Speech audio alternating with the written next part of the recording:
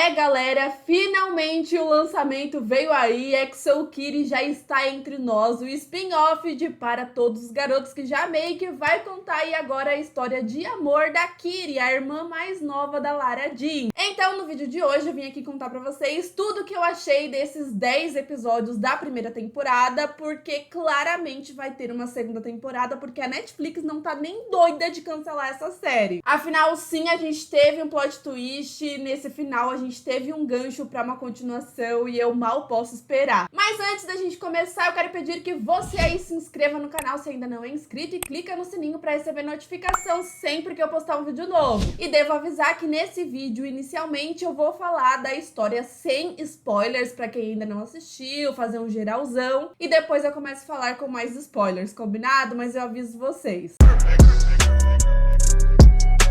Já quero começar esse vídeo dizendo que a Netflix conseguiu juntar os dois dos melhores mundos Para Todos os Garotos que Já Amei e doramas! Tá, na história, basicamente, a Kitty, ela vai pra Coreia pra estudar na mesma escola em que a mãe estudava. Ela quer sentir, né, essa energia da mãe, tudo que a mãe passou. Ela quer se sentir próxima da sua mãe. Mas é claro que ela também queria reencontrar o seu namoradinho, dar uns beijos na boca, né, beijar pela primeira vez. Mas chegando lá, ela descobre que ele tem uma namorada. Então, ela vai percebendo que as coisas não são tão simples como ela imaginava. E uma coisa que eu não imaginava é que, apesar da história se passar ali na Coreia, tem toda essa questão, eu não imaginava que teria tantas referências a doramas. Então, a gente acaba vendo várias cenas, assim, da troca de olhares e, assim, a câmera mais lenta. Tem um momento específico que ela tropeça, ela cai, aí o Day segura ela, assim, os dois ficam trocando olhares, assim. Só que sempre tinha uma quebra nessas cenas, porque os personagens estavam ali se olhando, aquela coisa bem doraminha, e aí sempre vinha alguém pra interromper, assim, esse momento. Assim como um momento específico que o Quincy fala pra ela, não, isso não é um K-drama, e aí no mesmo momento a cena corta pro Day entrando, assim, ali na escola, bem doraminha, em câmera lenta. Então eu adorei essas referências, sem contar que a trilha sonora tá simplesmente maravilhosa. Pra mim essa série já é boa por si só, já por ter tocado meu Blackpink logo no primeiro episódio. Na verdade, se você ama K-pop, com certeza você vai amar a trilha sonora, porque se tem uma coisa que não falta nessa trilha é K-pop. Eu fiquei até bem surpresa de ter gostado tanto assim dessa série, porque já tem um tempo que eu não estou tão na vibe de série teen raiz. Eu digo essas séries que é bem adolescente mesmo, sabe? Que falta diálogo, que faz uma tempestade num copo d'água. Eu costumo sim gostar de histórias adolescentes e tal, mas sempre quando envolve outras coisas. Essa eu gosto de dizer que é uma série teen, bem teen mesmo, e me surpreendi, porque ela realmente é muito boa. Eu não dei valor a essa série quando ela foi anunciada ali, eu fiquei pensando, nossa, pra quê? Por mais que a Kitty seja uma personagem sensacional, eu fiquei com medo de ser muito forçado, e não é. Eu acho que é muito interessante que eles conseguem trazer o romance pra essa história, mas ao mesmo tempo ele não é o foco o tempo todo. A gente tem a questão da Kitty com a mãe dela, ela querendo saber sobre o passado, e em vários momentos específicos, por exemplo, às vezes ela tava ali focada em o Dale e o romance e o triângulo amoroso que ela tava vivendo, um triângulo bem estranho, e aí ela lembrava, ouvia alguma coisa ou estava em algum momento ali que lembrava a mãe dela, então a personagem ela meio que esquecia do que estava acontecendo e focava na história da mãe dela, e eu achei isso muito interessante. A série também vai trazendo vários casos de família com outros personagens específicos que eu não esperava. Eu gostei que a EXO Kitty traz, né, obviamente, uma protagonista carismática que prende a nossa atenção na tela, o que era um fato. Eu acho que, né, todo mundo já sabia disso, mas eu acho que é uma série que também traz muitos personagens secundários interessantes. Outra coisa que a Netflix acertou em cheio foi a quantidade de episódios e também a duração deles. São episódios mais curtinhos mesmo, porque é uma série mais gostosinha,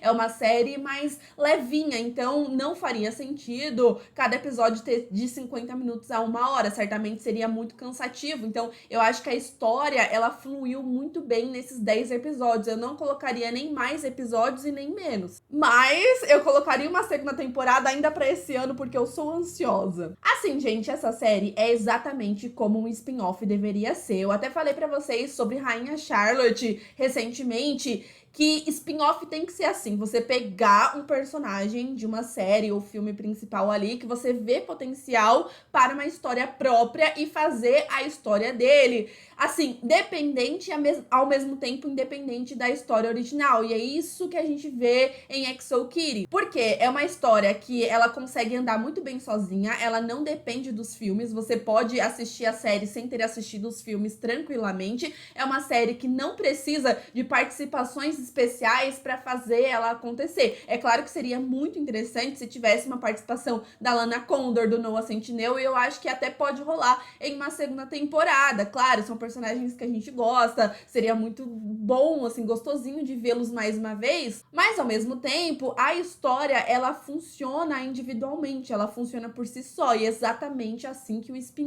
spin-off tem que ser. Então eu fiquei muito feliz com Exo Kitty. Claro, não vai assistir achando que é a melhor série do mundo, é uma série do M, isso, aquilo. Não, não é isso. É uma farofinha adolescente que vale a pena assistir, que sim, tem vergonhas alheias, tem algumas cenas que eu ficava, meu Deus do céu, isso tá muito dorama. Algumas cenas brega, assim, não vou mentir, mas é uma série extremamente divertida, com personagens extremamente carismáticos, com uma pequena exceção que vocês vão ficar bravos comigo quando eu falar, desculpa. Mas então, com isso, eu preciso avisar que vamos começar a zona de spoiler. Então, se você ainda não assistiu até o final, muito cuidado. A história principal, além da Kitty e a mãe dela, claro, é sobre esse triângulo amoroso e sobre o Day estar namorando ou não. E aí a gente vê toda uma questão ali do personagem vivendo um relacionamento fake com a Yuri, que é lésbica e tem um relacionamento com a Juliana, mas a família não aceita, a família dela é muito poderosa, tem essa coisa de cuidar da imagem, então, obviamente que eles manipulam a filha constantemente para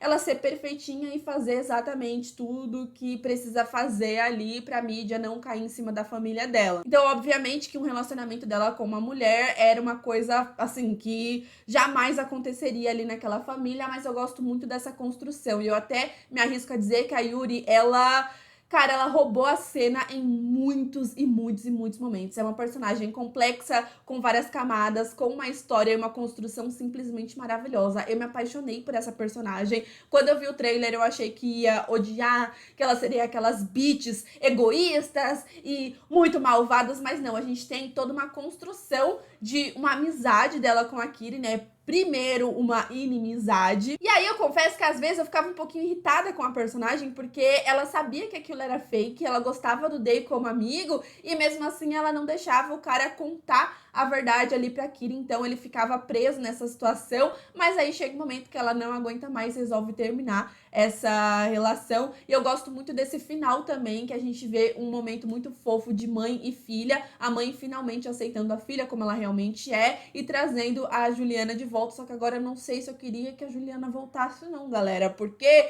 eis a reviravolta, né? A Kitty é bissexual e ela gosta da Yuri. Não esperava isso, mas eu amei, não vou mentir. Vou dizer pra vocês porque eu acho que tem química, era uma coisa ali que a gente via um potencial, mas às vezes eu ficava pensando, é coisa da minha cabeça, deve ser um queerbaiting, alguma coisa assim, até a gente tem esse momento do sonho da Kitty, que eu dei um grito naquele sonho, eu falei, gente, que rolou, mas eu ainda achava que a história ia dar uma reviravolta e ela pensar, pô, é só coisa da minha cabeça, enfim. Porém, amigos, é real mesmo. Eu fico muito feliz da Kitty já ter admitido isso, de ter assumido isso. Mas, ao mesmo tempo, eu quero as duas como um casal, sim, porque eu shippo. Mas, ao mesmo tempo, eu gosto muito da amizade delas. E aí que eu devo entrar nesse assunto com vocês. E eu já peço desculpas de antemão. Eu sei que é um garoto que provavelmente muita gente aí deve gostar. Mas acontece que pra mim, o personagem menos interessante foi o Day nessa primeira temporada, pelo menos assim.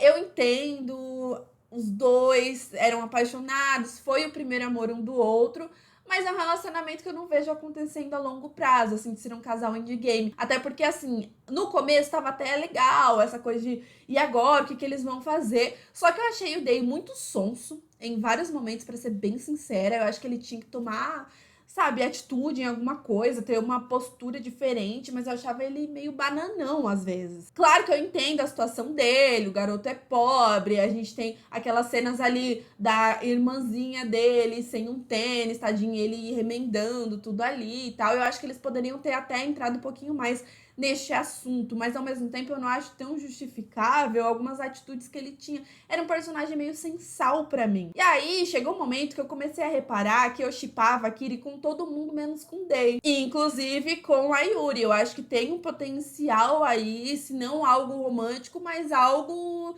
de amizade mesmo, uma parceria. Eu até arrisco a dizer que na próxima temporada a gente pode ter sim um triângulo amoroso entre ela, a Kiri e a Juliana. Mas, quer dizer, um quarteto amoroso ou um quinteto amoroso. Gente, todo mundo quer a Kiri, pera aí. O Day falou que vai lutar por ela, mas eu não sei se ele vai continuar com essa depois daquele momento ali no aeroporto. Parece que eles entraram em um combinado mesmo, que um foi o primeiro amor do outro, mas que eles funcionam mais como amigos mesmo. Então pode ser que o Day, no começo de uma segunda temporada, até tente ainda ter uma relação com ela, mas que não vai pra frente. Isso pra mim tá bem óbvio. A gente tem a Yuri, que não faz a menor ideia que a Kiri gosta dela. Então a gente vai ter essa reviravolta, esse momento que ela vai revelar pra ela a verdade. E será que vai ser recíproco? Não sei. Mas eu sinto que a Juliana, por exemplo, é uma personagem que a gente não viu muito, mas ela pode ser uma vilãzinha na segunda temporada. Ela pode ser a personagem bitch que vai querer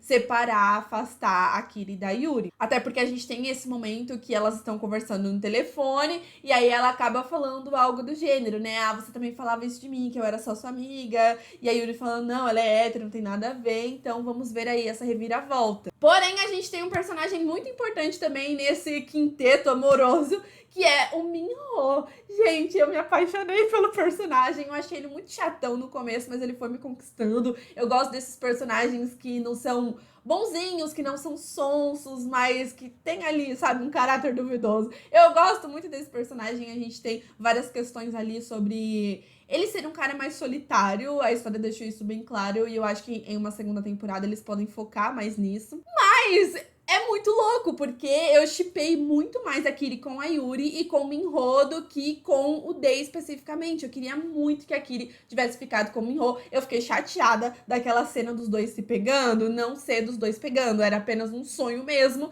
Mas aí a gente tem essa reviravolta no final também, com ele admitindo pra ela, com ele se declarando, falando que está apaixonado por ela. Fiquei chocada, não esperava por isso, mas ele já deu uma grande demonstração de amor ao pegar ali a classe econômica apenas para viajar com ela. Achei sensacional este momento, esta reviravolta, e então a gente pode ter esse possível triângulo amoroso também, né? Minho, Yuri e Kiri na próxima temporada, e eu confesso que se isso acontecer, eu ficarei muito dividida, porque eu shippei muito ela com o Minho. Eu amo essa coisa de inimigos que se apaixonam, os dois se implicando o tempo todo, até porque a minha linguagem do amor é implicância, eu adoro implicar com a pessoa que eu gosto. Então quando eu vejo isso na série também, um implicando com o outro, um brigando ali, aquela coisa, e você vai vendo um sentimento surgindo, uma coisa avassaladora ali. Então eu achei bem interessante esse momento, que ele tem uma postura mesmo, sabe? Tipo, ele toma a atitude, ele não é um bananão, não é um sonso. Quando ela começa a brincar, tipo, ah, você é minha amiga, não sei o quê, você vai falar dos seus cremes, ele olha pra ela e fala, tipo assim,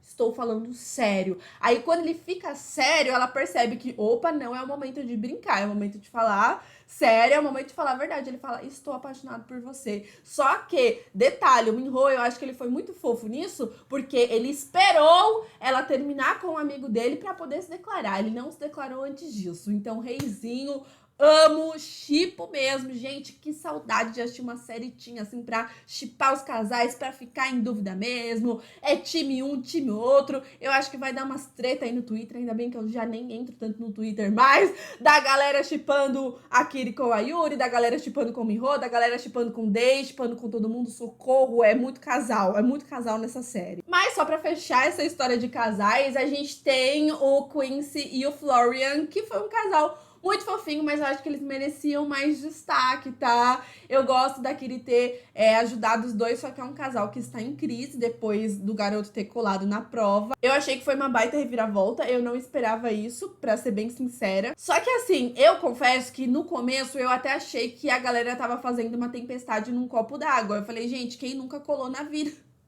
Brincadeira, gente, não é pra ficar colando na prova, não. Hein, não façam isso. Mas eu achei que o pessoal tava exagerando um pouco. Só que aí, né, Coreia, a gente sabe que a escola é mais rígida lá, a gente tem a questão das notas da Kiri também, que eles falaram durante toda a temporada. Então a gente tem esse momento que ele meio que pega o lugar do Day.